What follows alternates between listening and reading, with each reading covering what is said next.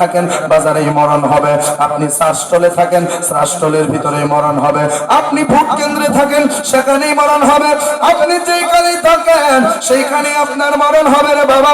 ওই জায়গা থেকে আপনিও বাঁচতে পারবেন না, ওই জায়গা থেকে আমিও বাঁচতে পারবো না। প্রকৃত মুমিন কারা জানেননি? প্রকৃত ইমানদার হলো তারা, প্রকৃত জ্ঞানী হচ্ছে তারা যারা এই দুনিয়াকে প্রাধান্য না দিয়া কবর হাসর মিজান ফুলসিরাতকে প্রাধান্য দেয়।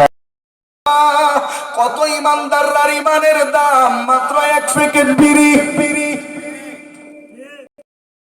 দাম এক প্যাকেট বিড়ি 20 টাকা।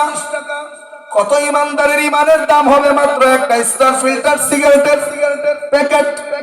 কত ইমানদারদের ইমানের দৌড় হবে বড় জোর 500 টাকা 1000 টাকা পর্যন্ত। এক ভাইরে কথা দিছে, ভাইরে আমি তোমারে ভোট দিব, আমি তোমারই দিব মরিয়ার বাসি, তোমার মার্কাটাই আমি ভোট দিব। কিন্তু বাবা রাত্রের অন্ধকারে আরেক ভাই আইনা যদি 1000 1500 টাকা দিয়া দেয়, ও ভাইরে দুনিয়ার সব মার্কা বাদ, ভোটটা তোমার মার্কার মধ্যেই পড়বো। আবার যদি রাত্রের বেলা আরেক পার্টি আয়, ও ভাইরে 2000 দিলাম, তুই কি করবি, কোথায় ভোট দিবি? সব মার্কা বাদ তোমরাই দিলাম। এইভাবে ইনকাম কইরা কইরা ইমানটারে বিক্রি কইরা দিতেছে।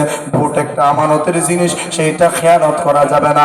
আপনি যদি একজনকে পছন্দ করেন, আপনার পছন্দের প্রার্থীকে যদি আপনি বিনা স্বার্থে বিনা টাকায় বিনা ঘুষে আপনি যদি ভোট দিয়া থাকেন, তাহলে উনি এমপি হওয়ার পরে আপনার কথা বলার একটা শক্তি থাকবে।